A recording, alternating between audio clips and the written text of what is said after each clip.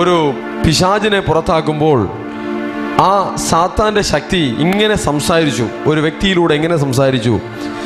ഞങ്ങൾ 7 പേരുണ്ട്. പിശാചിൻ്റെ ലോജിക്കില്ലാത്ത സന്തോഷം കാണുക. അതായത് എണ്ണത്തിലാണ് സന്തോഷിക്കുന്നത്. 7 അല്ല, 7000 കോടി ഉണ്ടെങ്കിലും നമുക്ക് വിഷയമല്ല. ഓക്കെ, എന്താ പറയുന്നത്? ഞങ്ങൾ 7 പേരുണ്ട്, നിന്റെ കൂടെ 3 പേരേ ഉള്ളൂ. എങ്ങനെയെങ്കിലും നമ്മളെ കൊളാപ്സ് ചെയ്യുക എന്നുള്ളതാണ് പിശാചിൻ്റെ തന്ത്രം. ഓക്കെ, നിന്റെ കൂടെ എത്ര പേരേ ഉള്ളൂ?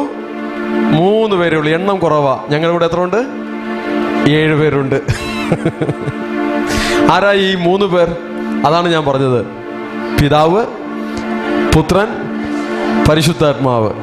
ഇനി അവൻ്റെ കൂടെയുള്ള 7 പേരല്ല, എത്ര എണ്ണമായാലും എന്താ പ്രശ്നം? ഈ പിതാവിനെയും പുത്രനെയും പരിശുദ്ധാത്മാവിനെയും ജയിക്കാനുള്ള പവർ എന്തിനാണുള്ളത്? ഒന്നിനുമില്ല. ഹല്ലേലൂയ. അപ്പോൾ ദൈവമക്കളുടെ ഉള്ളിൽ ഒരു സന്തോഷമുണ്ടാകണം. എൻ്റെ ശരീരം പരിശുദ്ധാത്മാവിൻ്റെ മന്ദിരം, പിതാവും പുത്രനും പരിശുദ്ധാത്മാവും എൻ്റെ കൂടെയുണ്ട്. നമ്മുടെ മൈൻഡ് നമ്മുടെ ജീവിതത്തിൽ എപ്പോഴും ഈ സാന്നിധ്യത്തെ നിലനിർത്തുവാൻ തക്കവണ്ണമുള്ള ഒരു മനസ്സ് എപ്പോഴും വേണം. ഹല്ലേലൂയ.